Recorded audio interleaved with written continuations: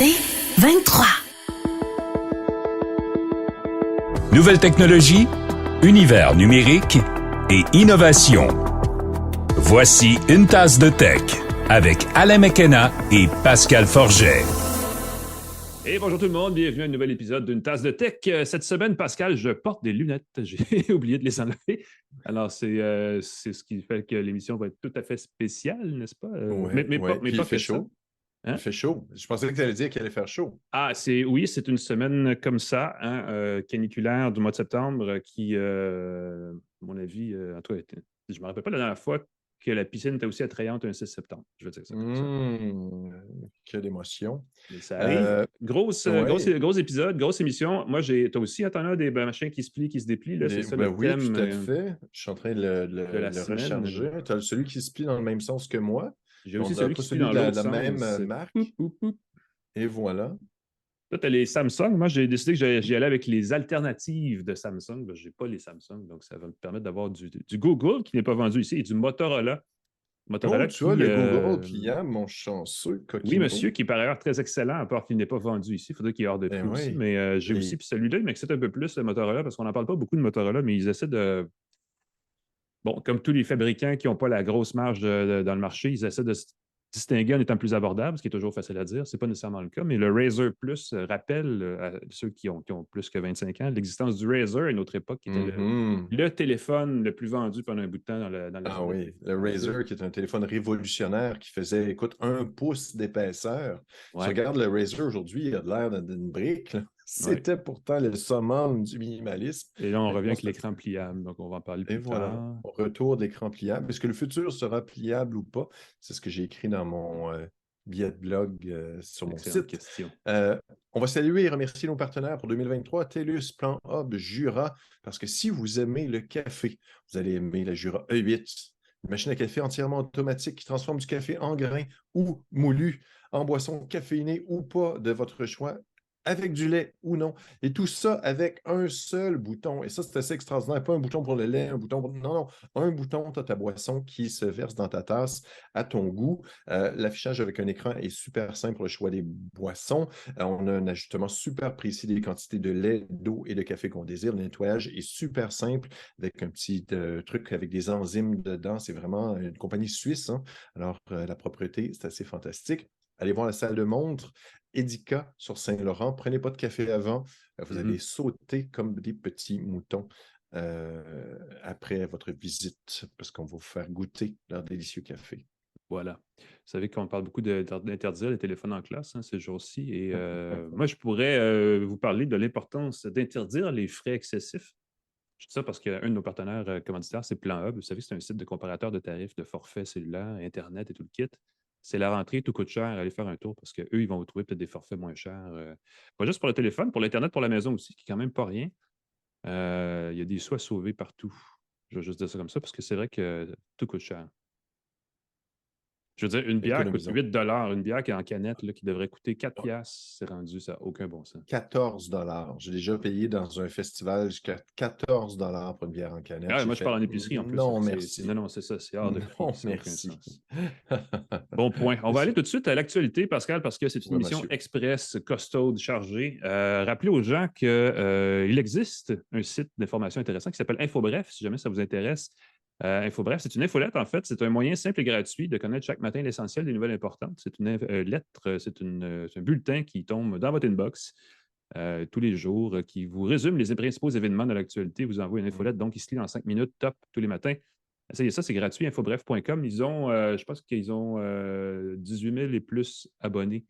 Et c'est un bon chiffre, ça peut avoir l'air modeste, mais ce sont des gens, des vrais humains qui s'abonnent activement. C'est pas une... Il n'y a pas de campagne massive de récupération. Non, c'est des gens qui tiennent à s'informer. Il y en a beaucoup. Et c'est un moyen de le faire. Évidemment, vous pouvez aussi, parce que ce n'est pas de la concurrence, c'est du complément, vous abonnez à toutes les infolettes du devoir, mais ça, c'est une autre conversation qu'on aura plus tard. Parlant de choses qui s'en viennent plus tard, Pascal, un nouveau MacBook pas cher s'en viendrait. Mais là, quand tu dis MacBook pas cher, tu parles de genre catégorie Chromebook. Là. Ça se peut, ça, un Mac Exactement, exactement. C'est une rumeur. Écoute, on parle de rumeur parce que c'est sûr que ça va faire jaser. Puis il y a sûrement des gens qui vont t'aborder en disant ouais, Mac va sortir, Apple va sortir un Mac pas cher. Il faut prendre avec un énorme grain de sel. C'est une nouvelle sur un site Digitimes Asia qui cite une source de l'industrie comme quoi Apple préparerait un MacBook plus abordable pour compétitionner dans le marché de l'éducation, les Chromebooks. Parce que dans beaucoup de commissions scolaires, maintenant, on dit achetez pas de MacBook à 1000 $ et plus, achetez-vous un Chromebook à quelques centaines de dollars, ça fait le travail. On chercherait, Apple serait en ce moment à la recherche de composantes moins coûteuses, donc ça ressemblerait à un MacBook, mais avec des composantes internes moins coûteuses. Le boîtier sera en métal moins cher. Je ne sais pas comment on un métal qui rouille, j'espère que non. Je ne sais pas. Je sais non, pas. mon Mac Écoute, rouille, hein, ça serait drôle. C'est pour ça qu'il faut prendre avec un gros grain de sel quand on a aussi peu d'informations. Ce serait fin 2024 au plus tôt, mi-2024 au plus tôt, parce qu'en ce moment, il n'y aurait pas d'activité chez Foxconn, qui est le gros manufacturier des produits Apple. Normalement, s'ils sortent quelque chose début 2024, ils sont déjà en train de le produire, ils sont déjà en train de faire préparer la ligne de production. Donc, ça prend avec un très gros grain de sel. Un analyste disait que c'est probablement que Apple travaille peut-être à faire un MacBook encore plus avantageux pour 1000 $. Probablement prendre le processeur, je ne sais pas moi, M3, M2 ou le mettre dans un truc moins coûteux, fait que tu as un ordinateur extrêmement puissant pour 1000 $ versus un Chromebook à 400 $, mais qui aurait beaucoup moins de puissance et de durabilité. Donc, j'aime beaucoup ça. Si vous entendez parler d'un Mac pas cher, moi, je pense que c'est comme le monstre du Loch Ness ou le Yeti. Un Mac pas cher. On en entend parler. Ça... Non, mais ça vient à mode. On en reparle. Ils vont lancer ça. Là, ils vont lancer ça. Ça s'en vient. Mac pas cher. Ils ont fait beaucoup et vraiment beaucoup de promotions pour l'iPad dans le secteur éducatif. Donc, ça serait aussi étonnant de les voir flipper leur stratégie vers le Mac. Ben oui. Ça l'a dit, un Mac à 350 $, c'est sûr qu'ils en vendraient un ou deux. Quoi que les Chromebooks sont vraiment plus comme 600-800 $ en fait dans la vraie vie. Oui, on a mis l'accent. Moi, ce que j'aime beaucoup des Chromebooks, c'est des machines qui sont simples d'utilisation. Ça démarre vite. Et les gens disent ouais, mon Mac démarre vite. Non, un Chromebook, c'est très rapide. Pour moi, c'est ma pantoufle et l'ordinateur portable que j'utilise la majorité du temps, c'est un Chromebook. Voilà. Je n'ai pas de travail à faire avec des applications. Je ne suis pas infographiste. Je ne fais pas de montage vidéo avec mon laptop. Un Chromebook pour ouvrir, aller sur le web, assez fantastique. Se met à jour très vite. Je suis confiant quand je suis avec ça. Puis comme il est justement pas très cher. On a beaucoup de collègues qui ne font qu'écrire du texte, qui s'achètent un MacBook Pro parce que c'était ça qu'on achetait il y a 15 ans, mais effectivement, ça a beaucoup changé. Il y a possibilité d'aller chercher des appareils à 500 $ ou moins qui font... Parce que la plupart des gens ont besoin que ça fasse un travail de bureau léger. Bon point. Je vais inverser mes actus suivantes, Pascal, parce que comme tu parles d'Apple, je vais parler d'Apple aussi. On va parler de soccer, en fait, et plus précisément de Lionel Messi, parce que vous le savez, parce que vous le savez, j'espère que vous le savez, et si vous ne le savez pas, je vais vous le dire. Lionel Messi a joint les rangs de la MLS au courant du mois de juillet. La superstar du soccer international qui était en Europe, qui était au PSG jusque-là, a été, bon Dieu, on n'a pas tous les détails des arrangements financiers, mais a été attiré entre autres avec un gros chèque de paie et aussi avec la promesse que sa famille serait prise en charge de façon confortable et convenable en Floride parce qu'il s'est installé à Miami. La MLS, qui est donc la Ligue de soccer professionnelle nord-américaine, a signé au printemps une entente de 10 ans avec Apple, évaluée à 2,5 milliards de dollars américains, pour qu'Apple puisse diffuser sur sa plateforme Apple TV en exclusivité les matchs en version numérique, en 3 langues, français, anglais, espagnol, de la MLS, mais aussi de la Ligue des Coupes, qui est une espèce de mini-tournoi qui a eu lieu le mois dernier entre les équipes de la MLS et les équipes de la Liga MX au Mexique.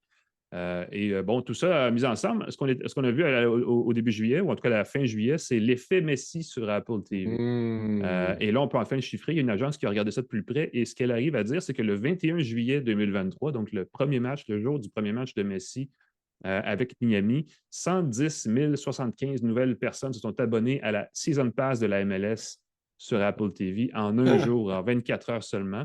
C'est un gros coup parce que jusque-là, la moyenne d'abonnement quotidien, donc à chaque jour en moyenne sur Apple TV, il y avait 5400 personnes qui s'abonnaient à la Season Pass de MLS. Donc, c'est plus que 20 fois plus, c'est quand même pas rien. Wow. Il y a aussi eu ce match-là. Et ensuite, il y a eu un deuxième match la semaine suivante, le 25 juillet, où Messi a fait 2 buts en moins de 27 minutes. Ils ont enregistré 65 000 nouveaux abonnés cette journée-là seulement. Quand on dit qu'il y a un effet Messi, il y a C'est effectivement un effet énorme. Messi à tous les niveaux, parce qu'il y a eu des ventes de billets de saison là, en MLS plus concrets là, pour aller assister au match en personne, mais aussi on voit l'effet que ça a eu sur la diffusion. C'est un événement assez unique. À partir de là, l'équipe de Messi, là, le Miami FC, est allée gagner la Ligue des Coupes, ce qui n'est quand même pas rien, parce que l'équipe était encore la dernière au classement de la MLS, une saison vraiment atroce. Mais depuis que Messi est là, tout d'un coup, ils gagnent presque tout le temps, sinon tout le temps. Je pense qu'ils ont annulé un match ou ils ont perdu un match sur les 8-10 matchs qu'ils ont joué à date. Et bon, ça, écoute, demande-moi pas ça, mais Non, mais c'est c'est un un effet revirement total énorme, l'affaire. là. C'est fou. Ça dit deux choses. La première, c'est, je vous dis, si vous jouez au soccer, des fois, un bon joueur peut faire une méchante différence dans une équipe. Ça ne prend pas grand-chose. Mais l'autre truc, c'est, je pense qu'il faut s'attendre, et ça, c'est assez facile à faire comme prédiction, parce que les plateformes de streaming investissent de plus en plus dans ce genre de stratégie où tu arrives avec un super joueur et tu bâtis autour de cette super personnalité-là qui attire clairement plein de gens. Messi est content d'être à Miami, ça paraît, il est heureux, il sourit tout le temps, il félicite tout le monde, il fait des high-fives sans bon sens, Ben il oui. donne son chandail à tout le monde. Et ça profite à tout le monde qui est abonné à ça, qui est inscrit, qui est associé, je devrais dire, à ça. La MLS, Apple aussi. Dans les gradins des équipes étrangères, on voit qu'il y a plus de maillots roses, les couleurs de Miami, que de l'équipe locale, bien souvent, incluant à New York. Donc, j'ai hâte de voir. Il Mais, pourrait être à Montréal. On pourrait le voir dans un match contre le oh CF bon sang. Montréal l'année prochaine, à l'été Wow. 2024. Wow. On m'a promis que ce serait au stade Saputo parce que c'est le stade officiel de l'équipe. C'est pas un gros stade, 18 000, 19 000 places. Et bon, ça Je pense que les risque billets vont il risque coûter. d'avoir du monde de partout autour qui vont Oh venir. oui. Et voilà. Et c'est drôle parce que c'est Michael Jordan qui a fait que Nike est devenu le géant qu'il était, une C'est un association bel avec exemple, ça aussi, un oui, dans l'histoire. porte-parole comme ça. C'est le même principe. La Formule 1 avec Netflix, la série Drive to Survive, le Drive Tour to de France, qui a Survive. maintenant sa version Tour de France à la Drive to Survive, ça remonte. On ne se rend pas compte à quel point l'impact est fort sur la popularité d'un Ouais. sport, d'une activité On ou dit d'un du service dans sport-spectacle, ce hein, c'est un cas-ci. peu ça. Ça prend une superstar, puis ça devient tout un phénomène avec l'attraction. Parlant de phénomène de divertissement qui a connu son heure de gloire, mais qui pourrait revenir, c'est la 3D. Il y a des moniteurs 3D qui font leur retour. Du coup, les nouveaux, Pascal. Oui, j'ai été très surpris, le salon IFA de Berlin. Un jour, je vais y aller. J'aimerais ça y Ah, aller. j'aimerais Ça a ça moi l'air très, aussi. très Peut-être chouette qu'on pourrait comme faire une salon tasse de tech techno en direct d'IFA un jour. en direct de l'IFA. Et c'est plus industriel, cependant. C'est très Oui. gros, mais c'est plus industriel, plus techno. Il y a beaucoup de produits européens, évidemment, qui ne sont pas disponibles ici. Lenovo a lancé le ThinkVision 27 3D, c'est son petit nom. Le ThinkVision 27 3D, qui a une résolution de 4K, qui affiche son image en 3D. Et je suis assez surpris que ça revienne, parce que ça a été la mode il y a quelques années. Tout était 3D au CES, dans les salons techno. On nous vendait des téléviseurs 3D qui demandaient des lunettes. Cet écran-là n'a pas besoin de lunettes. Donc, c'est C'est de simplement grâce à la technologie. l'autostéréoscopie. Ouais. Et voilà, donc tu as deux images qui sont projetées, qui sont affichées. Tes yeux voient les deux images en alternance et c'est assez particulier ces moniteurs-là parce qu'il faut que tu sois dans le bon endroit. Il faut que tu te positionnes devant le moniteur. Tu ne peux pas être vraiment deux devant, sinon les deux voient une image un peu floutée, un peu brouillée. Mais si tu es au bon endroit, l'effet est surprenant. C'est un moniteur qui coûte 3 000 Ouh, US, quand même. donc 4 000 qui va être en janvier 2024. Donc, ce n'est même pas à temps pour Noël. J'ai hâte de voir. Ça a un usage très, très limité. J'imagine que c'est pour prévisualiser les univers virtuels sans avoir à constamment enfiler Ah, tes lunettes. possiblement. Bon point. Au lieu J'avoue. de retourner à ton clavier, enlever, en mettre ton casque, voir ce que ça a l'air, tu peux prévisualiser. Et je vous le dis, l'effet est assez surprenant. J'ai fait l'essai du LoomPad 2. C'est une tablette pour les passionnés de 3D. C'est une tablette qui semble tout à fait conventionnelle, mais qui affiche en 3D sans lunettes.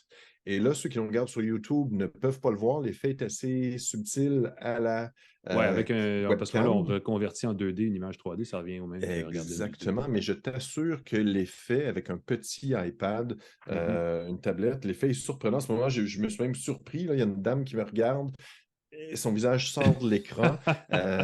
On peut visualiser des images et on a même la caméra stéréoscopique intégrée avec le LoomPad 2. Ah, bah oui. Fait qu'on peut prendre des photos stéréoscopiques, on peut faire des appels vidéo en stéréoscopie. La compagnie travaille très fort. Au Canada, c'est pas LoomPad 2, c'est la compagnie ZTE. Au Canada, c'est le Nubia Pad 3D qu'on doit se procurer, qui est le même produit, mais avec une marque différente. Technologie comme ça. Donc, c'est assez rigolo qu'on va peut-être avoir un retour de la stéréoscopie avec des moniteurs de 27 pouces. L'effet risque d'être assez surprenant. tu risques de regarder une photo de quelqu'un en stéréoscopie bien faite. Pour des conférences vidéo, ça pourrait changer la donne et c'est peut-être quelque chose qui va être la norme. Ben ouais. Je Qui sais que ça fait sait, des dans années ça, qu'on essaie de développer ces fameux ça fait moniteurs tellement longtemps, auto-stéréoscopiques. Mais effectivement, tellement ils coûtent longtemps. encore très cher, malheureusement. Et voilà. Quelque chose qui ne coûte pas cher, Pascal, c'est une mise à jour de son téléphone Android. Et c'est ce que Google propose aux gens qui ont un téléphone Android 13 en ce moment. C'est une mise à jour qui qui fait la place, qui tasse un peu les choses pour la future mise à jour d'Android 14. Vous savez qu'Android, ce qui est magique, c'est que c'est pas parce qu'on l'annonce qu'elle est directement disponible sur votre téléphone, parce qu'il Et faut que voilà. votre fabricant, que votre fournisseur, que Jean-Paul là-bas, que plein de monde approuve et ça prend du temps, puis éventuellement, vous allez l'avoir peut-être l'année prochaine. Mais dans ce cas-ci, c'est une mise à jour qui fait partie des mises à jour mensuelles qui viennent avec Android, donc vous pouvez l'avoir rapidement, qui propose des nouveautés qui sont précurseurs de ce qui s'en vient avec Android 14, mais qui sont aussi des nouveautés qu'on a vues, qui ont été discutées durant Google I.O. début juin, de la fameuse conférence pour les développeurs d'applications Android, entre autres. Dans la mise à jour, c'est quand même assez intéressant. Il y a différentes choses. C'est une mise à jour qui se fait, qui est remarquable, ne serait-ce que parce qu'on a revu le logo d'Android. On prépare un peu le schématique visuel, j'imagine, pour une mise à jour de la plateforme plus costaud plus tard cet automne. Mais on a, entre autres choses, mis un A majuscule Android, qui jusqu'ici était strictement en minuscule. Donc, ça, c'est un truc. On a revu la typo. Visuellement, ça ne change pas grand-chose à part le majuscule, mais on a aussi revu le petit robot, le petit droïde qui s'appelle, Pascal. Oh, j'ai perdu, t'as plus de son. Qu'est-ce qui se passe? T'as disparu? Le bug droïde. Le Le bug bug droïde, je droïde, m'excuse, voilà. j'ai éteint mon micro 2 secondes, un gros camion passait. Le bug droïde, je ne savais pas qu'il s'appelait comme ça. Bug droïde, qui Savais-tu, est le toi? petit robot qui, jusqu'ici, je ne savais pas du tout, qui était vert et qui maintenant est multicolore. Et qui a aussi une version velue, donc en fourrure. J'imagine qu'ils vont essayer de vendre des toutous, je ne sais pas. Je lisais sur les forums, évidemment, parce que tout le monde a une opinion sur tout. Il y a des gens qui réagissent très négativement à un Android en poilu. Je ne peux même pas croire qu'on a une conversation là-dessus. Ouais, je pense que c'est pour montrer. Ils ont toujours affiché le petit bonhomme Android, moi je l'appelais le petit bonhomme ou la bébête Android, de différentes façons pour montrer que chaque manufacturier pouvait le configurer. Exactement. Quand j'étais allé au Mobile World Congress à Barcelone, ils distribuaient des petites épinglettes. Chaque kiosque avait son petit bonhomme avec un petit chapeau, avec un look différent pour montrer que chaque manufacturier pouvait mettre à sa main Android. Fait que le fait qu'ils soient en 3D, pour montrer qu'on va encore plus loin. Puis évidemment, ils vont le décliner sous toutes sortes de looks pour que ça représente mieux, peut-être dans des univers virtuels. Est-ce qu'on va encore une fois, vous parlez de 3D, est-ce qu'on Pas va seulement pousser... ça. Android 14 va insister sur la personnalisation au niveau de l'utilisateur, des applications, de l'apparence visuelle, puis ainsi de suite. Puis ils ont tout le schématique graphique, l'interface visuelle et tout le kit. Il y a des nouveautés plus concrètes que le logo là, dans la mise à jour qui a été présentée, notamment l'introduction de l'application Lookout, qui est une nouvelle fonction d'accessibilité. C'est une façon par les téléphones compatibles de dire vocalement ce qu'on voit à la caméra du téléphone. Donc, si vous regardez l'exemple qu'ils nous ont montré là-bas et que j'aimerais utiliser, c'est qu'ils filmaient quelqu'un qui cherche son téléphone, pas son téléphone, mais son portefeuille dans sa chambre, c'est pas éclairé, et qui utilise son téléphone et qui a pas nécessairement qui a des troubles de vision, peut, à travers Lookout, savoir que ton téléphone est sur la commode. Il y a des billets qui dépassent, il y a un billet de 10, il y a un billet de 5. Comme ça, tu peux donner le bon montant d'argent au livreur de nourriture à la porte, sans avoir nécessairement à regarder ça de très près puis prendre une éternité à trouver ce que c'est. Donc, ça fait son introduction dans la mise à jour actuelle. Il y a un nouveau widget pour l'assistant Google qui va vous livrer de l'information à l'écran, sur l'écran d'accueil de votre téléphone, la météo, votre agenda, basé sur votre agenda, des rendez-vous à venir, le temps que ça prend pour se rendre, l'information sur les vols, si vous prenez l'avion, si vous êtes un voyageur fréquent, des choses comme ça. On a aussi amélioré, et ça, c'est pas rien pour les gens qui voyagent un peu, le portefeuille de Google là, sur les téléphones Android pour inclure la compatibilité avec les cartes, les billets, les passes, tout ce qui a un code QR et qu'on peut garder dans son portefeuille. Les billets d'avion, les cartes d'autobus, des choses comme ça. Il y a des billets spectacles aussi qu'on a simplement à prendre en photo et automatiquement, ça va créer une carte dans le portefeuille. Ça, je ne sais pas si c'est quoi. Il y a un format de fichier pour le portefeuille, pour le wallet d'Apple. Entre autres, c'est les PK Pass, les passes qui passent. Android n'est pas compatible avec ce format-là. Ça prend une application tierce souvent, puis ça ne marche pas tout le temps. Et là, on commence à vouloir intégrer ça. C'est à peu près temps parce que les billets d'avion et ces choses-là qui s'intègrent à son téléphone, c'est pas mal plus le fun que d'avoir sorti le billet ou d'aller dans l'application de la ligne aérienne ou peu importe. Donc, on sauve une étape. Il y a une version pour Android Auto de Zoom qui fait son apparition aussi. Donc, on pourra prendre des appels, pas des vidéos, mais des appels Par exemple, on pourrait faire ça en voiture, mais on ne nous verrait pas en ce moment. Ce serait un peu dangereux Ouais. si on pouvait nous voir. Cette Et tasse de quelques tech est autres en... nouveautés. Oui, ben c'est ça. On ferait une. Je pourrais faire un clin d'œil à l'autre balado que je fais avec C23, qui est Ça tient la route, et dire Hey, je suis en train de faire une balado dans l'auto. Mais non, c'est dangereux. Alors, je ne le ferai Soyons pas, on le fait en sécuritaires. studio. Je ne veux pas vous perdre, M. McKenna. Non, ben, il faut faire attention, effectivement. Et ça fait un peu le tour. Il y a d'autres petites améliorations à gauche, à droite. Tout ça disponible gratuitement. Ça télécharge rapidement et se met à jour. Et vous avez un téléphone presque neuf, pour autant que vous avez Android 13 dessus. En attendant, évidemment, le mois d'octobre, quand Android 14 risque d'être présenté officiellement à côté du Pixel 8. Chose dont on pourra reparler à ce moment-là. Donc, allez-y dans vos réglages, trouvez l'onglet de mise à jour et vérifiez, parce que peut-être que vous l'avez, qui vous attend, cette mise à jour-là, c'est peut-être là pour vous. Entre-temps, nous, on va continuer l'émission parce que ça prend quand même du temps, ces choses-là.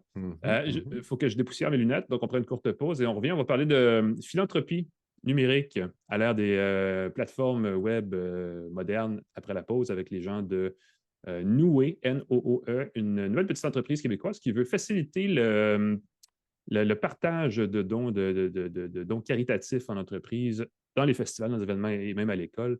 Restez avec nous, on en parle tout de suite à une tasse de tech. De retour à Une tasse de tech avec Alain McKenna et Pascal Forget. Et bienvenue à Une tasse de tech, édition caniculaire de septembre. Tu sais que c'est un record, Pascal, ça va pas bien pour ça. D'ailleurs, la météo, c'est pas une balado météorologique, vous en faites pas, mais quand même, il fait chaud. On a toujours le volet météo dans notre balado. C'est Alain qui a une vocation ratée. Ben, en En fait, même temps, je répète c'est une bonne animateur radio chose. parce que je peux vous donner la météo, les résultats sportifs sur le fly, comme ça, l'heure aussi. Il est présentement 12h30. C'est pas vrai, il n'est pas 12h30 pantoute, mais quand même, vous voyez ce que je veux dire. C'est aussi François Pérusse qui influence les niaiseries que je peux dire. On va parler de choses sérieuses. En fait, on va parler de quelque chose qui est, c'est de la techno, mais c'est aussi la philanthropie. C'est quelque chose dont on parle rarement au Québec. Il y a plein de bonnes raisons à ça, mais on a un problème, on a un recul, je ne veux pas dire un retard, mais on est. Disons que la tendance philanthropique au Québec n'est pas aussi développée qu'ailleurs en Amérique du Nord. Et pour corriger ça un peu, il y a des gens au sein de l'Agence de développement d'applications Mirego qui ont créé une unité à part il y a quelques années qui s'appelait le projet Team Forward, qui est une façon de redonner aux suivants d'une certaine façon à travers des dons philanthropiques d'entreprises et d'employés. Tout ça mis ensemble, ça a été renommé, reformulé, reformé au sein d'un organisme qui s'appelle maintenant Nooe, N-O-O-E, accent aigu. Et pour en parler, pour parler de comment ça peut changer dans le fond la façon dont les festivals, entre autres, ou les événements en général sont organisés et peuvent faire plus de place aux dons caritatifs. On a la cofondatrice et la directrice générale de Noué, Sarah Maud Joly, et Florence Petit-Gaillon, dont le rôle est l'inverse de ce que j'ai dit là, dans le désordre. Donc, Florence et Sarah Maud, bonjour. Bonjour, bonjour. Je réalise que je vous ai nommé et j'ai donné des titres inversés. Donc, pour démêler ça un petit peu, je vais commencer avec Florence, vu que tu as cofondé Noué, qui était à l'époque le projet Team Forward. Peut-être nous expliquer un petit peu d'où est venue l'idée, qu'est-ce que vous faites exactement? Absolument. Comme tu l'as dit, l'idée vient d'une entreprise qui s'appelle Mirego, une entreprise qui est spécialisée en solutions. Développement de solutions numériques. Mirego a UBEL, le Canadien de Montréal, donc on est un partenaire technologique. Et on a une culture d'entreprise très forte et on a le souci chez Mirego, je dis on parce que j'ai été longtemps dans l'équipe de Mirego, maintenant dans l'équipe de Noué, mais Mirego avait le souci en fait, de faire une différence dans sa communauté, de redonner à des organismes, mais d'impliquer les membres de son équipe dans le choix des causes à soutenir.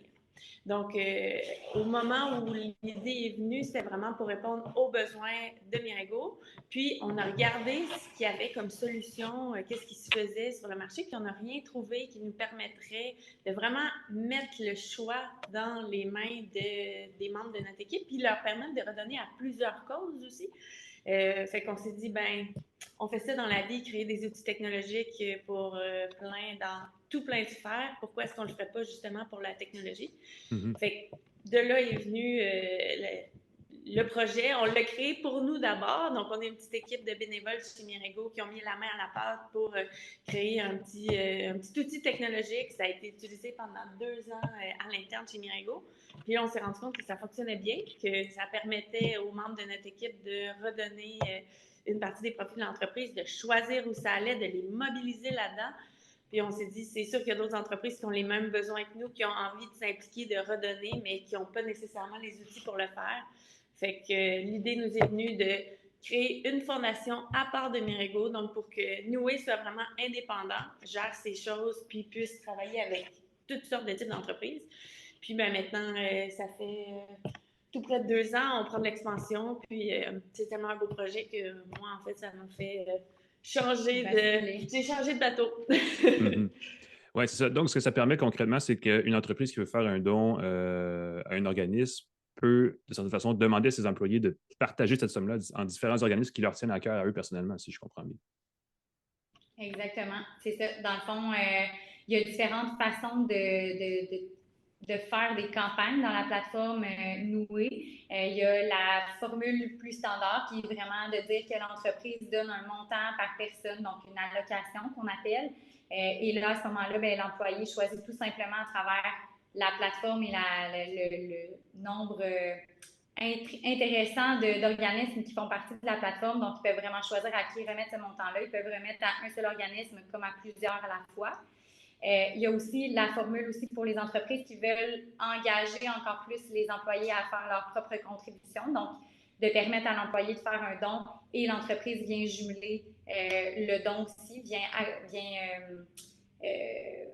vient doubler ou vient rajouter un montant. Matcher. Oui, matcher, on essaie de bonifier, elle vient matcher le don. Puis il y a aussi la formule qui est tout simplement d'organiser un mouvement, une campagne où on encourage les gens dans l'équipe à redonner de leurs propres sous. Donc, l'entreprise ne vient pas nécessairement mettre un montant, mais on vient quand même créer une campagne. Fait qu'il y a différentes façons de donner. C'est un peu ce qui est beau de notre plateforme aussi, c'est qu'il y a une belle flexibilité. Je vois qu'il y a un volet scolaire. Toutes les petites entreprises, toutes les grandes... Oui. Oh, le son a coupé un petit peu. Excusez-moi, j'avais... C'est une bonne question quand même, Pascal, vas-y. Je vois on suggère d'utiliser Noué dans votre classe, de sensibiliser les jeunes dans les écoles, les enseignants à mobiliser les jeunes à l'importance de s'impliquer et redonner. C'est amusant comme programme. C'est un programme pour les professeurs, c'est pour les... En fait, c'est vraiment un volet très embryonnaire de Noué, mais on a déjà commencé des projets pilotes avec certaines écoles, justement parce que la boucle du don, c'est aussi la sensibilisation à donner. Donc, avant de donner, il faut être sensibilisé à une ou des causes. Le pourquoi, c'est important de donner. Donc, pour nous, c'est justement de venir dans les écoles, accompagner des enseignants, des enseignantes qui souhaitent sensibiliser leurs jeunes à la philanthropie, à l'engagement social. Donc, on débute tranquillement à être présent avec certaines écoles pour venir développer un contenu éventuellement qui pourra peut-être un jour s'intégrer au programme du ministère. Si, on peut rêver, mais c'est important. En étant sensibilisé, ben, on fait des citoyens engagés plus tard qui vont vouloir contribuer encore plus. Puis concrètement, en fait, c'est qu'on a un répertoire de plus de 3000 organismes enregistrés au Québec que les étudiants peuvent aller consulter, puis peuvent en apprendre plus. OK, si l'école est située dans tel territoire, on peut regarder. Donc, OK, ben, dans la région de Chaudière-Appalaches, il y a 600 organismes. OK, est-ce qu'on peut faire une petite recherche, voir qu'est-ce qu'ils font, ils sont situés où? Donc, c'est vraiment de mettre toute cette information-là dans les mains des professeurs, des jeunes, puis de pouvoir se l'approprier, puis sensibiliser les jeunes. Puis je vois dans la liste, c'est par catégorie des causes, les associations d'aînés, l'alimentation, les animaux, l'itinérance, la pauvreté, l'exclusion sociale, la justice et la défense des droits. Donc, il y a vraiment des organismes 3000, comme vous l'avez mentionné. Je vais mentionner votre site et épeler votre nom de l'organisme. C'est Noué, parce que vous vous attachez aux causes. C'est ça le slogan. C'est nooe.org. Nooe.org, Noé avec 2 O, mais ça se prononce Noué parce qu'on s'attache aux causes. Jetez un coup d'œil là-dessus, c'est assez amusant. Oui, c'est intéressant. Il y a un volet, moi, le volet qui m'intrigue le plus, en fait, c'est celui qui est associé à la création d'événements. Donc, les gens qui créent un événement, qui vendent, j'imagine, des billets pour des événements, que ce soit des festivals ou peu importe, ou même juste des laissez-passer, peuvent intégrer la plateforme, peuvent intégrer donc un don qui irait à l'organisme j'imagine, au choix de la personne qui achète les billets. Est-ce que c'est comme ça que ça fonctionne? Absolument. En fait, c'est le même concept un peu que dans les entreprises, c'est-à-dire qu'un événement qui souhaite participer participer aussi activement à soutenir la communauté dans laquelle leur événement se tient, ou peu importe dans un secteur, ça peut être un secteur d'activité plus particulier, peut permettre aux gens qui participent à l'événement, aux festivaliers, aux participants de redonner à la cause de leur choix. Fait que, notre but, c'est vraiment de permettre aux gens de se rattacher à leurs valeurs, à leur cause. Toutes les causes sont bonnes, peu importe ce qu'on a comme vécu dans la vie. Fait que ce soit en événement ou en entreprise, le concept est un peu le même, c'est-à-dire que les gens peuvent remettre après ça un montant qui est remis par l'entreprise ou l'organisation ou l'événement à l'organisme de leur choix via la plateforme. Je pourrais organiser pour l'entreprise, la fameuse épluchette de blé d'Inde dans mon entreprise, la vente de billets à travers votre plateforme et, disons dire, réserver un montant d'argent que les gens peuvent ensuite remettre à l'organisme de leur choix. Exactement. Donc, en plus d'avoir du bon maïs, on peut avoir une offre caritative intéressante. C'est comme un 2 pour 1, ça, c'est intéressant. Exact. Je prends des notes. Et ce qui est important à mentionner aussi, c'est que notre plateforme est offerte gratuitement. Donc, le but, c'est vraiment que 100% du don qui est remis par l'événement, par l'organisme, est aux organismes qui en ont besoin. Donc, pourquoi pas le faire? Ben oui, mais c'est bon. Puis les gens donc, qui ont une cause qui leur tient à cœur peuvent en parler à leur employeur. Comment ça fonctionne? Comment vous enrôlez dans le fond des entreprises? C'est les gens qui prennent connaissance de l'existence de votre plateforme peuvent partager l'information à leur employeur qui pourra prendre les dispositions conséquentes? Absolument. Dans le fond, sur notre site web que vous avez mentionné tout à l'heure, il y a toutes les informations pour prendre contact avec quelqu'un de notre équipe. Après ça, on regarde vraiment les besoins. On recommande le bon type de campagne selon les besoins de l'entreprise. Puis, c'est très, très simple. Là. En quelques minutes, on peut démarrer une campagne, peu importe le type là, dans l'entreprise. Fait que c'est hyper, hyper simple. Puis, on a un service à la clientèle très personnalisé aussi. Là, donc, c'est une de nos belles forces. Intéressant. Je finirai sur une question parce on pense philanthropie, on pense à un nouveau pavillon de l'université, vous savez, créé au nom du milliardaire richissime qui a voulu bien redonner à son alma mater, mais c'est d'autres choses, c'est plus que ça. Ça peut être des dons personnels, des dons d'entreprise à travers les travailleurs aussi. Ça n'a pas besoin d'être une grosse affaire. On peut donner un certain montant à un organisme de son choix et ça a des effets bénéfiques. Ça représente quoi le genre d'organisme que vous avez? Vous avez 300 organismes, entre autres, 3000, pardon. Qui sont présents sur votre plateforme, ce n'est pas nécessairement des grandes institutions, c'est des gens qui ont juste des besoins criants, j'imagine.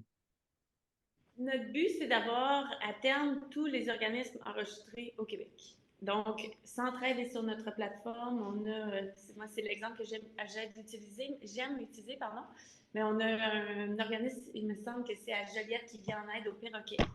Puis, je veux dire, nous aussi, un organisme est enregistré et on fait une petite recherche aussi pour que ce soit légal. Là. Évidemment, il faut que les organismes soient enregistrés à l'Agence de revenus du Canada. Donc, puis on fait quand même un tour à travers la santé financière de l'entreprise, de l'organisation. Donc, c'est ça. Mais notre but, c'est de démocratiser ça un peu, d'avoir toutes les causes qui sont là, puis de permettre à chaque donateur de venir vraiment s'attacher, se nouer à la cause qui lui touche, parce que je veux dire, l'Institut Malais fait des études à chaque année, c'est reconnu, on est toujours plus enclin à donner à des causes qui nous touchent, puis c'est normal, c'est comme ça que ça fonctionne. Si on contribue à un hôpital, souvent c'est parce que on est allé à cet hôpital-là, quelqu'un de notre famille a été là, donc mais nous, on s'est dit, il faut trouver une façon que les gens ont accès à ces causes-là, les découvrent aussi, parce qu'il y en a beaucoup. Là, on est à plus de 3000 sur le site, mais il en reste encore à ajouter. Fait que c'est de les découvrir, puis de les aider, puis... C'est de permettre aussi que notre plateforme permet à des plus petites organisations, plus petits organismes, d'avoir une vitrine aussi, parce que c'est pas tous ces organismes-là qui ont du budget marketing pour se faire connaître ou qui ont un grand réseau. Il y en a qui ont des grands besoins, mais qui allouent conséquemment toutes leurs ressources financières dans le service qu'ils doivent rendre à la clientèle, donc qui n'ont pas le budget pour se faire connaître d'une autre façon. Nous, on est là justement pour leur permettre d'avoir aussi une vitrine au même titre que d'autres qui ont plus de budget. Donc voilà, c'est vraiment notre rôle de permettre aux gens de découvrir tous ces organismes-là. C'est une bonne idée, c'est une plateforme. On peut s'appeler un taxi avec notre téléphone sans se casser la tête. Ce serait la moindre des choses qu'on fasse la même chose aussi quand on veut redonner à la communauté, aux organismes qui aident aussi bien à la lutte contre le cancer que la survie des perroquets à Joliette, si j'ai bien compris. Donc, il y en a vraiment pour tous les objectifs. C'est intéressant. Allez voir ça, noué, nooe.org. Sarah Maud-Joly, directrice générale, et Florence Petit-Gagnon, cofondatrice. Merci, mesdames, d'avoir été avec nous. C'est très intéressant. On vous souhaite bon succès pour la suite. Puis, évidemment, s'il y a du nouveau, s'il y a quoi que ce soit, tenez-nous au courant. Ça nous fera plaisir de faire le suivi. Merci beaucoup. Bonne journée. Ben, pareillement, nous, on prend une très courte pause et on parle de téléphone pliable juste après ça. Restez avec nous à Une tasse de tech. De retour à Une tasse de tech avec Alain Mekena et Pascal Forget. Et bienvenue à Une tasse de tech, édition pliable. Si vous voulez la plier en deux, la mettre dans vos poches, vous le pouvez. Je vais enlever mes lunettes parce que là, on passe à la portion plus ludique de l'émission. Avant de parler de ces nombreux appareils téléphoniques pliables que nous avons entre nos mains, et nous en avons 4, mesdames et messieurs, qui ne sont pas la même marque ni le même modèle dans les 4 cas. Quand même, on a quelque chose. Là. Je pense qu'on est les premiers à faire ça au Canada, je vais dire ça comme ça. J'ose le dire. Mais avant d'en parler, je vais vous parler d'un truc parce que si vous ne le saviez pas, je vous l'annonce, on a un petit problème entre Meta, Google et les médias d'information canadiens où Meta, Google ont décidé de bloquer les liens vers les médias. Mais on a quand même le goût de s'informer. Hein? Puis comment on peut faire? C'est facile, on peut contourner ce blocage grâce à un VPN. C'est ce que propose en fait CyberGhost VPN, qui est un partenaire d'une tasse de tech, vous le savez, depuis plusieurs mois. Et ce mois-ci, ce qu'ils proposent, c'est un outil, leur fameux VPN, qui permet, si vous géolocalisez sur Internet avec une adresse IP à l'extérieur du Canada, de réaccéder au contenu d'information sur les réseaux sociaux. Évidemment, vous pouvez aussi aller directement sur les sites sans utiliser de VPN, mais si vous voulez déjouer Google et Facebook, qui continuent quand même à voir le contenu médiatique du Canada, mais à l'extérieur du pays seulement, vous pouvez le faire avec CyberGhost VPN. Et on a un spécial CyberGhost et une tasse de tech ici où on vous offre l'abonnement pour 1 an à 83 % de rabais. C'est pas plus de 2 $ par mois pour ce VPN. Il y a aussi plein d'autres qualités parce qu'un VPN, vous savez, ça sécurise votre connexion Internet. Ça permet aussi de vous protéger sur des réseaux Wi-Fi publics dans un aéroport, dans un café, dans un parc. En fait, si vous connectez du Wi-Fi dans ces 3 endroits-là et vous n'utilisez pas de moyen de protection comme un VPN, ce n'est pas une bonne idée, je vous le dis tout de suite. Ouais. Et ce VPN de CyberGhost coûte quelques sous, n'est pas gratuit, mais ça vaut la peine parce que c'en est un qui est certifié, qui est reconnu, qui est fiable, qui a 30 quelques millions d'utilisateurs dans le monde. Donc, c'est une entreprise aussi qui est assez solide. Et pour en profiter à un bon prix, vous allez dans la description de la balado, on vous donne le lien vers le spécial, l'offre d'abonnement. Sinon, vous prenez les notes tout de suite parce que je vais vous donner l'adresse. C'est cyberghostvpn.com/, une tasse de tech 2023. 2023 en chiffres, bien sûr. Donc, cyberghostvpn.com/, une tasse de tech 2023. Vous pouvez évidemment prolonger aussi un abonnement déjà existant avec ce lien. Et quand vous faites ça, vous aidez à financer une tasse de tech aussi, parce que c'est ça le deal qu'on a avec eux. Donc, allez-y, abonnez-vous, rabonnez-vous, profitez-en et sécurisez votre protection Internet, votre connexion Cliquez Internet. Cliquez sur le lien cyberghostvpn.com/ une tasse de tech 2023. J'espère qu'il ne faut pas faire les majuscules parce que les gens ne trouveront pas l'adresse. Cliquez sur le lien dans notre vidéo Je serais YouTube. surpris, mais oui, cliquez sur le lien, Cliquez sur c'est le le plus lien simple. Sinon, copier-coller-le. Un copier-coller fonctionne très bien aussi. On parlait de téléphone pliable, voilà. Pascal, parce que notamment, moi, j'ai de la misère comme plus que jamais à me plier, à me déplier quand je me lève et je m'assois, puis j'ai des problèmes de dos, mais les téléphones n'ont plus ce problème parce que la technologie des écrans pliables a fait son chemin. Le leader, peut-être le pionnier ou celui, en tout cas, qu'ici au Canada, on connaît le plus, c'est Samsung avec son Galaxy Z Fold et son Galaxy Z Flip. Tu as essayé le nouveau modèle, le Z Flip 5. Qu'est-ce que tu en penses? J'ai été agréablement surpris. J'ai pris le pli. Je me suis habitué et j'aime beaucoup, beaucoup ça. Ça a pris du temps à prendre le pli. Le Z Flip 5 de Samsung, c'est celui qui se replie comme les bons vieux téléphones à poche. Comme les flip phones, ben oui, voilà, d'où son nom. On repliait en deux pour fermer de façon satisfaisante. Quand on terminait notre appel, on fermait le téléphone. J'ai été surpris qu'on ne peut pas juste ouvrir le téléphone pour répondre. Il faut quand même glisser son doigt à l'écran. Peut-être une option bien cachée, mais par défaut, tu déploies ton téléphone, tu dis « Oh! » Non, il faut glisser le doigt à l'écran pour répondre. Premier truc qui m'a embêté.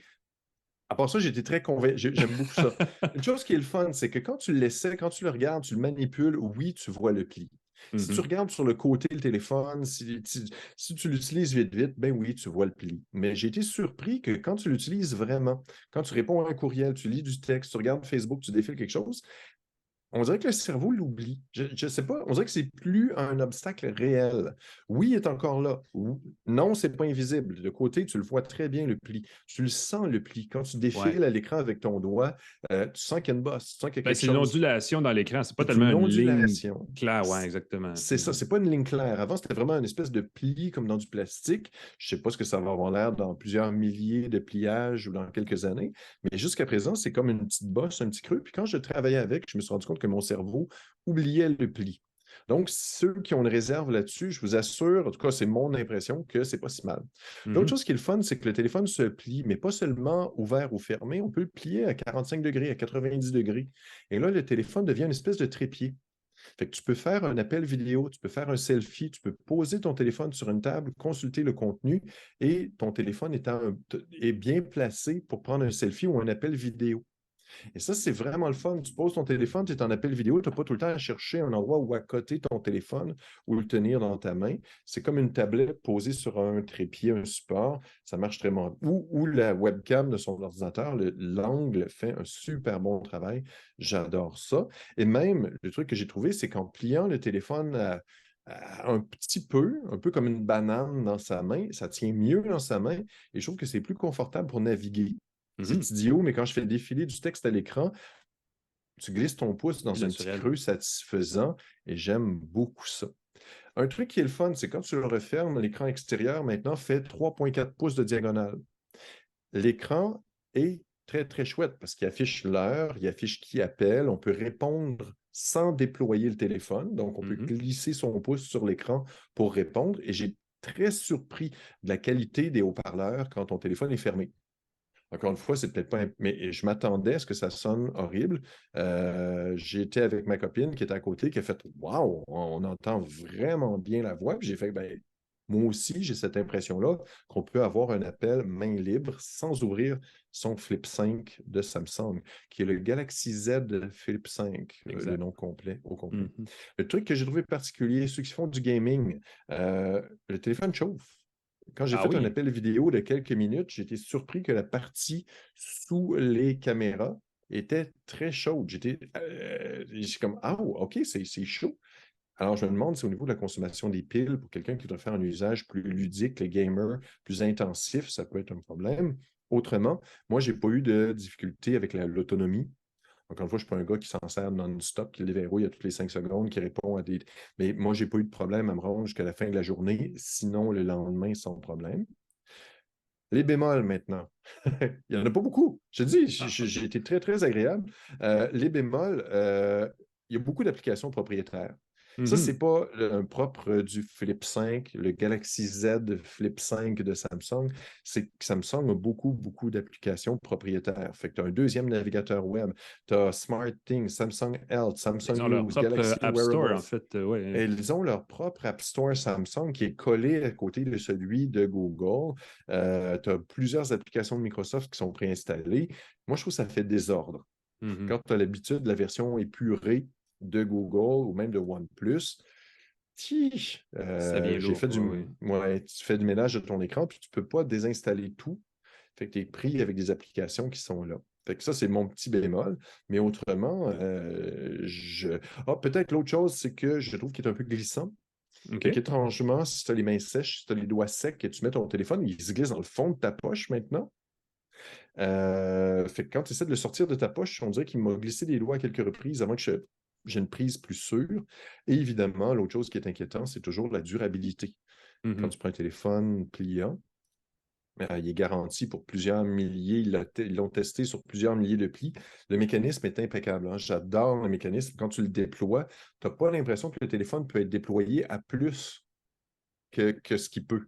Mhm. Tu as vraiment, là, je n'ose pas le faire, là, mais tu ne peux pas l'ouvrir plus que 180 Il semble degrés. résistant, ouais. Il semble résistant. Est-ce que de la poussière peut s'incruster dedans? Oui, parce qu'il est résistant à l'eau, immersion légère, pas ne peut pas faire le plongée avec, mais si tu l'échappes dans l'eau, tu devrais être correct, mais il n'est pas résistant à la poussière. Fait que ça peut être un maillon faible. Et Mhm. l'écran à l'intérieur, il ne faut pas oublier qu'il est en plastique. Il n'est pas en verre C'est un Gorilla polymère Glass. souple. Ah oui, L'extérieur, voilà. oui, Mhm. c'est un polymère. Donc, on pourrait, si on a quelque chose qui frotte, une clé, un stylet, un objet pointu, on pourrait rayer son écran à l'intérieur assez Ouais. facilement. Ce qui m'était arrivé avec un Flip 2, je pense, 2 ou 3. J'avais un grain de Voilà. poussière, un grain de sable entre les deux parties de l'écran replié. Je l'ai déployé, ça fait bouger le grain, ça fait une grosse graphing, c'est un peu fâcheux. Et là, ça peut faire un trou, ça peut faire quelque chose qui Ouais. va... L'écran va être encore fonctionnel. À part ça, écoute, je... Téléphone qui coûte 1300 $ avec 256 Go de 1300 stockage, c'est ça. 1459 dans la version que Samsung aimerait vous vendre, qui, je pense, a plus de stockage, mais qui est essentiellement la même. Donc, c'est un téléphone qui coûte le prix de l'innovation d'un écran pliable, je devrais dire. On peut dire ça comme ça. Oui, je suis assez... En tout cas, je pense que... est-ce que tout le monde a besoin d'un téléphone pliant? Non. Est-ce que tout le monde va s'acheter des téléphones? Mais une fois que tu as goûté, bon, on sent que c'est le fun. Puis là, j'ai plus Ça le goût de devient... revenir en arrière. Là. Je trouve qu'on Mhm. est rendu avec la 5e génération, le Flip 5, on est rendu assez loin. Là. Ouais, bon point. Puis je pense que ça le fait. Puis est-ce que ça va être le plus durable? Est-ce que ça va être le plus... Est-ce qu'il va en avoir un meilleur l'an prochain? Tout à fait. Mais si tu as envie d'un téléphone pliable aujourd'hui, puis que tu aimes avoir un petit téléphone dans ta poche qui se déploie, au gym, c'est fantastique. Là. Tu mets Mhm.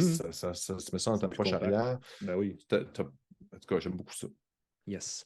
Moi, je suis allé avec un téléphone, Pascal, qui est juste un petit peu moins cher, 1200 $ au lieu de 1300. C'est le Motorola Razr Plus édition 2023. C'est le deuxième ou le troisième Razr à écran pliable de Motorola. C'est pas aussi avancé que Samsung, mais essentiellement, c'est le même téléphone avec une autre marque, avec quelques différences esthétiques. Mais dans l'ensemble, le principe est le même. C'est un téléphone qui se replie en deux.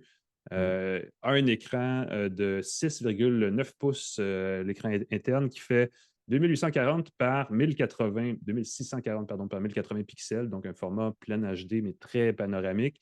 L'écran externe, comme le tien, fait mur à mur. Il fait 3,6 pouces de diagonale. C'est un écran tactile. C'est un écran qui affiche quelques widgets. Je ne sais pas, je ne me rappelle pas pour le Flip, mais dans le cas du Razer, ce ne sont pas toutes les applications qui fonctionnent sur l'écran externe. Oui. Il y a une sélection d'applis. On peut voilà. prendre nos messages. Il y a une fonction d'accès rapide sur le Razer pour aller à TikTok. Je ne sais pas c'est quoi l'entente, là, mais c'est Lenovo, peut-être une compagnie chinoise qui aime TikTok. On peut contrôler la musique, peu importe l'application musicale qui joue. Il y a 6 ou 7 applications qui fonctionnent, mais ne sont pas toutes fonctionnelles C'est à ça. l'écran.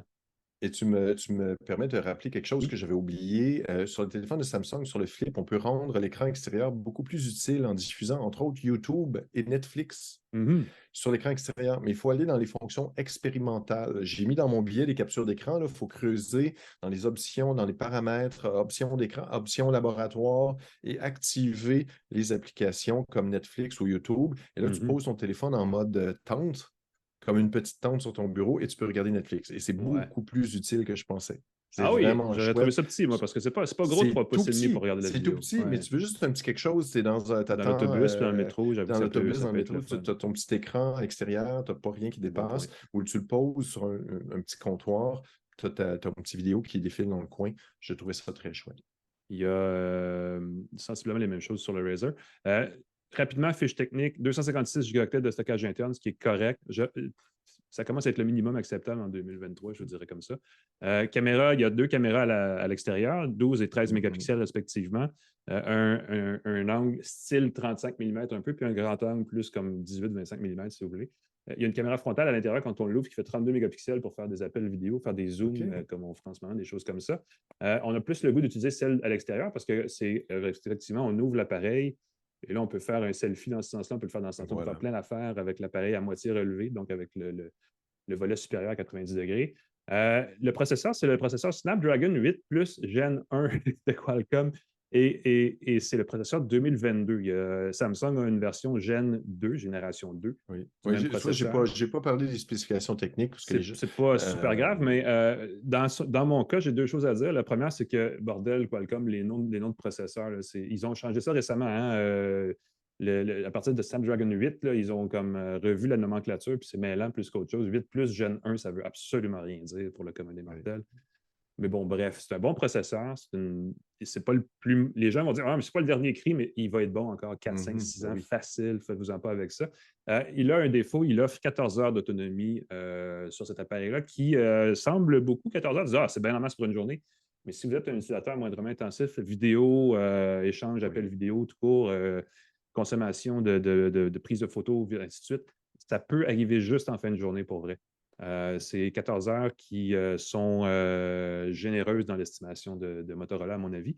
Les deux écrans sont le fun. L'écran extérieur, la surface est lisse, mais elle est comme tachante. Les traces de doigts, les empreintes digitales paraissent super vite. Il faut tout le temps l'essuyer avant d'utiliser parce qu'on ne voit rien à cause qu'il y a des reflets. Si vous regardez sur YouTube, vous voyez, je le bouge, puis il y a des reflets qui apparaissent tout le temps parce que justement, ça reflète beaucoup de choses. Et on voit des traces, des coulisses de doigts quand on glisse le doigt dessus. C'est une surface tactile externe. Le lecteur d'empreinte, l'appareil pour le déverrouiller, c'est sur le côté. On met son doigt dessus, on l'active. Et quand on le met dans sa poche, on peut appuyer par mégarde sur le bouton et frotter le pantalon sur la surface tactile et créer ces fameux pocket calls qui sont un phénomène, n'est-ce pas? Oh! Et ça m'est arrivé déjà 2 fois en 3 jours. Fait que c'est pas pour dire, C'est bon, ça. on devrait pourtant faire attention à ces choses-là, mais c'est un petit détail qui devient rapidement irritant quand ça devient trop souvent répétitif. Évidemment, c'est un appareil qui se porte très bien. Tu parlais de l'interface Samsung. L'interface logicielle de Motorola, qui s'appelle Moto, existe depuis des années et revient avec les gestuels, 2 petits coups pour partir la caméra, un petit mouvement va-et-vient pour partir la lampe de poche, ou peut-être l'inverse. Il y a différents gestes comme ça qu'on fait qui sont naturels, comme quand on avait un téléphone. Et Pascal, je te le dis tout de suite, quand le Razer sonne, on l'ouvre et on peut parler et ça répond. C'est une Ah, bon, fonction du ça. Razer, Écoute, comme il le va falloir que je Flip, comme le recreuse. Razer à l'époque. Voilà, Donc, voilà voilà. un Ça, avantage sur ouais. l'appareil Écoute, Samsung. quand tu fermes le téléphone, ça coupe ton Et appel. quand Ça, tu le c'est fermes, cool. ça raccroche. C'est comme un Mais quand tu téléphone. l'ouvres, c'est ça, quand tu l'ouvres, j'étais déçu Ouais. d'avoir à glisser le doigt. Il y a peut-être une option que je n'ai pas activée. Mais je me dis, pourquoi ils ne font pas par défaut? Ce genre d'affaire, tu veux que ce soit ça par défaut? Ce serait logique, effectivement. Un défaut, c'est le standard de résistance à l'eau et à la poussière, IP58. Voilà. Donc, il peut juste passer proche de toucher à de la poussière, mais n'est pas entièrement étanche ni à l'eau ni à la poussière. On ne peut pas l'immerger. C'est à peu près ça. Le prix est quand même pas donné, mais il est moins cher que le Flip. Donc, si vous cherchez quelque chose de pliable, c'est une option. Par opposition aux plus gros téléphones, comme le Fold ou le Pixel Fold de Oui, Google, que j'ai oui. aussi, je pense que les versions, le Flip et le Razer sont peut-être plus conviviales, plus fun d'utiliser au quotidien et conviennent mieux à la plupart des gens. Je veux dire ça comme ça. Ah, c'est drôle. Si tu as un petit téléphone, le Flip ou celui que tu as est Le Razer. vraiment, vraiment chouette. Oui, c'est ça Sauf que je que dis. C'est ça que je dis. Mais quand inversement, j'ai reçu, oui, et là, je n'ai pas essayé le Fold 5. J'ai essayé le Fold 4 l'année dernière et je ne suis pas un fan du Fold de Samsung parce que je trouve que l'écran refermé est trop étroit pour être réellement utilisable. mhm. Alors, moi, je reviens ici avec ouais. quelque chose qui, malheureusement, n'est pas vendu au Canada, mais que je vais mentionner parce que je l'ai reçu. C'est le Pixel Fold qui, lui, a un écran externe dans un format plus typique d'un téléphone intelligent normal, un peu plus large, pas très. Oui. Le ratio d'image est plus décent, ce qui fait qu'on a plus tendance à vouloir l'utiliser même refermé.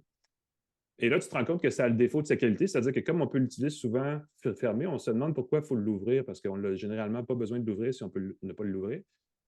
Mais on a quand même un bel appareil qui devient presque une tablette parce qu'on arrive avec un appareil qui a un écran de 6,9 pouces de diagonale plutôt que l'extérieur, je crois, je me corrige, j'ai fait des erreurs.